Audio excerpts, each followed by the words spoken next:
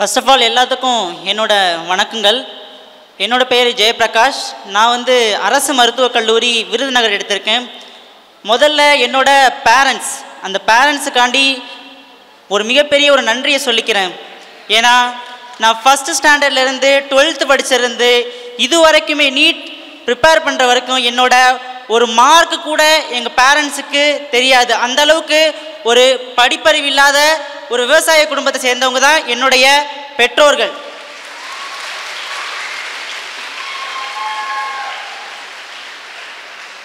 அப்படி இருந்துமே கூட என்னுடைய படிப்புக்காக நான் என்ன சொல்கிறேனோ அதுதான் அவங்களுடைய ஒரு செயலாகவே இருந்துச்சு. நான் காசு கட்ட சொன்னால் காசு கட்டுவாங்க, அந்தளவுக்கு என் மேலே ஒரு நம்பிக்கை. ஆனால் இது வரைக்கும் ஏன் மார்க்கு இந்த மாதிரி, அதாவது அவங்களுக்கு அந்த மார்க்கை பற்றியே தெரியாது. அப்படி தெரியாமல் இருந்துமே கூட திங்கக்கிழமை யூசிடி வைப்பாங்க. அந்த யூசிடி அப்போது எங்கள் அம்மாவுக்கு நான் வந்து கால் பண்ணுவேன். அதாவது திங்கக்கிழமை யூசிடினா ஞாயிற்றுக்கிழமை கால் பண்ணும்போது இந்த மாதிரி எனக்கு படிக்கிற வேலை இருக்குது அப்படின்னு சொல்லும்போது எந்த ஒரு இதுவுமே இல்லாமல் நீ கண்டிப்பாக படி அப்படின்னு சொல்லுவாங்க. அகைன் திரும்ப நான் செவ்வாய்க்கிழமை, ஆனால் உங்களுக்கு எந்த ஒரு மார்க்குமே தெரியாது.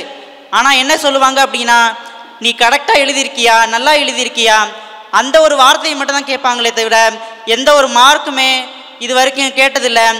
ஏன்னா அவங்களுக்கு எந்த ஒரு மார்க்குமே பற்றி அவங்களுக்கு தெரியவே தெரியாது. அந்த அளவுக்கு என் மேலே நம்பிக்கை வச்சதுக்கு முதல்ல ஒரு மிகப்பெரிய நன்றி. என்னோட ஃபுல் கிரெடிட்ஸுமே என்னோட பேரண்ட்ஸுக்கு மட்டும்தான்.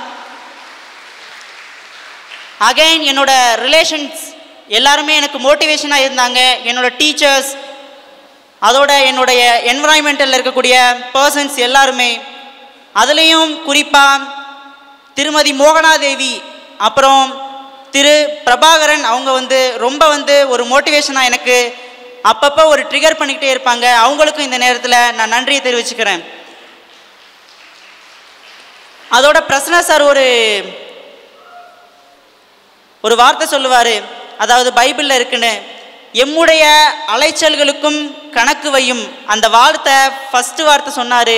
அது இன்னும் வரைக்கும் என் காதில் ஒழிச்சுக்கிட்டே இருக்குது. ஒரு தடவை ரிவிஷன் டெஸ்ட் ஆரம்பிச்சிருச்சு. அதாவது எக்ஸாம் வரக்கூடிய ஒரு நெருக்கடி. எனக்கு வந்து டயர்டாக இருக்கவும் நான் ஒரு 10 மணிக்காக தூங்கிட்டேன். பிரசன்னா சார் ஆன்லைன் கிளாஸ் எடுத்துக்கிட்டு இருந்தார். ஸோ ஒரு 2-2:30 இருக்கும்.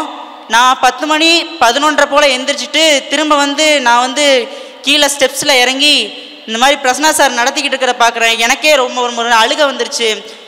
அதான் பிரசன்னா சார் சொல்கிற மாதிரி எம்முடைய அலைச்சல்களுக்கும் கணக்கு வையுன்ற மாதிரி தான் அவருடைய அந்த ஒரு உழைப்புக்காகத்தான் இப்போ கிட்டத்தட்ட 188 மாணவர்கள் இந்த சீட் எடுத்திருக்கான்றதை நான் தெரிவிச்சுக்கிறேன்.